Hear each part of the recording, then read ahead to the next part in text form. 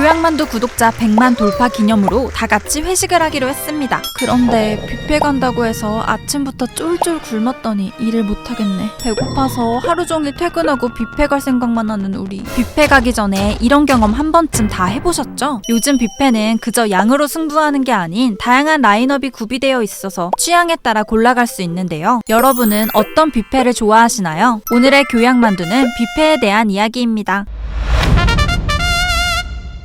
우리나라 최초의 뷔페는 병원에서 시작됐습니다. 좀 더 구체적으로 말하자면 1958년 오픈한 국립의료원의 구내식당에서 뷔페식 메뉴를 처음 선보인 건데요. 당시 6.25 전쟁으로 인해 스웨덴, 노르웨이, 덴마크 등 스칸디나비아 반도 3개국 의료진들이 이 병원에 머물고 있었습니다. 하지만 한국에서 먹는 식단이 입에 맞지 않아 끼니를 제대로 챙길 수가 없었죠. 그래서 이들을 위해 양식 위주로 뷔페를 열었는데요. 시중에서는 흔히 구하기 어려웠던 청어요리나 훈제 연어 등이 놓였죠. 다양한 메뉴를 먹고 싶은 만큼 직접 덜어먹는 방식이 당시엔 아주 신박했기 때문에 빠르게 입소문을 탔습니다. 대기업 총수들의 모임이나 외국인 손님을 대접하는 자리에서 특히 인기였죠. 이 뷔페식 서비스는 호텔에서 고가의 비용을 지불해야만 사 먹을 수 있는 고급 코스로 업그레이드 됐고요. 머지않아 호텔 뷔페보다 가격을 한 단계 낮춘 서민형 뷔페도 속속 오픈하기 시작합니다. 이렇게 뷔페는 한국 외식 코스 중 하나로 빠르게 스며들었죠.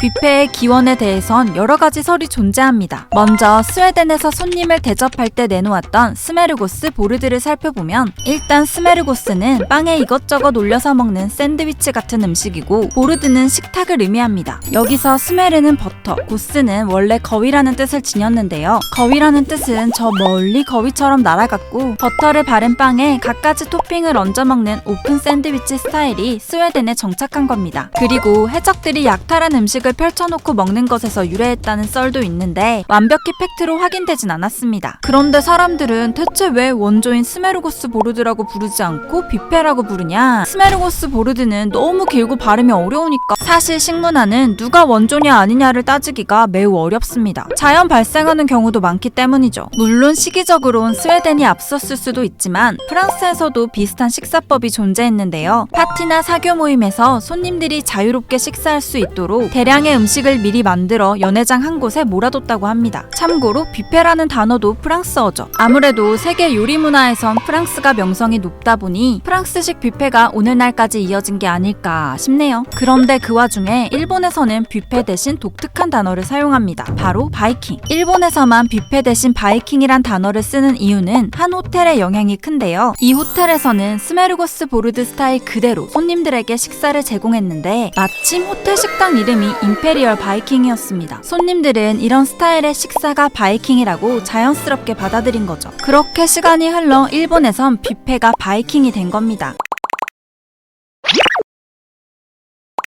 1980년대 후반엔 호텔 뷔페보다 가격을 한 단계 낮춘 서민형 뷔페들이 속속 생겨나기 시작합니다. 이때 뷔페에서 제공하던 음식들은 주로 한, 중, 일식 메뉴들이 혼합된 형태였는데요. 불고기, 잡채, 전복죽, 호박죽, 수정과 식혜 등의 한식과 스프와 샐러드, 햄, 초밥, 탕수육 등을 먹을 수 있었습니다. 2000년대 초반까지 뷔페는 특별한 날 마음껏 먹기 위해 찾는 곳으로 여겨지며 다루는 음식만 해도 무려 300종 가까이였죠. 이걸 어느 세월에 다 먹나 싶은데 그래서 배가 천천히 부르게 먹기, 기본 요금 뽕 뽑는 비싼 메뉴 먹는 법, 한 접시에 최대한 많이 담기 등의 팁들이 인터넷을 통해 공유됐고요. 2000년대 중반부터는 메뉴의 가짓수를 줄이는 대신 해산물 전문, 디저트 전문 등 특정 메뉴의 전문성과 퀄리티를 업그레이드하는 데 힘쓰게 됩니다.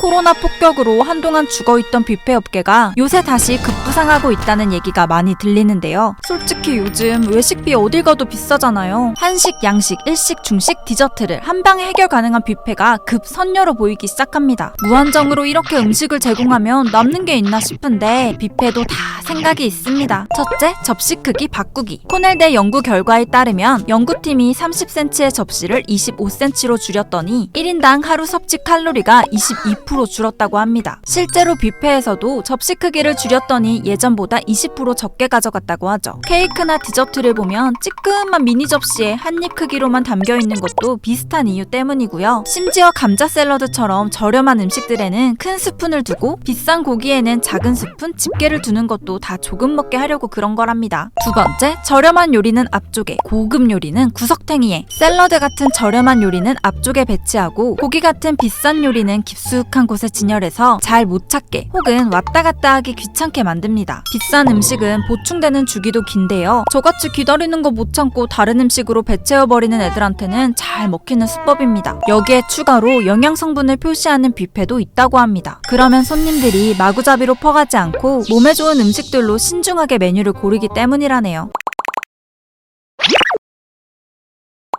하지만 큰맘 먹고 갔는데 이렇게 뷔페의 전략에 말려들 순 없습니다. 우리도 뽕을 뽑아야겠죠? 우선 스프나 국수, 초밥, 비빔밥 같은 탄수화물류는 쉽게 포만감을 느낄 수 있으니 패스합니다. 콜라나 사이다 같은 탄산음료는 뷔페에서 제일 저렴한 음식이니 최대한 먹지 말 것. 단가 높은 메뉴부터 공략. 양갈비, LA 갈비처럼 평소 집에서 먹지 못한 고기를 많이 먹읍시다. 회는 참돔과 참치 뱃살이 비싼 편이니 접시에 꼭 담고 랍스터, 대게, 성게알도 특히 단가가 높으니까 눈에 띄면 반드시 퍼오기. 근데 그런 메뉴는 개 비싼 호텔 뷔페에만 나와서 우리한테는 쓸모없는 정보라고요? 나도 그렇게 생각해. 여러분은 뷔페에서 어떤 메뉴를 많이 드시나요? 무조건 이거부터 먹는다, 이렇게 먹으면 맛있다 등 뷔페 꿀팁을 전수해 주시면 참고하겠습니다. 이상 교양만두였습니다.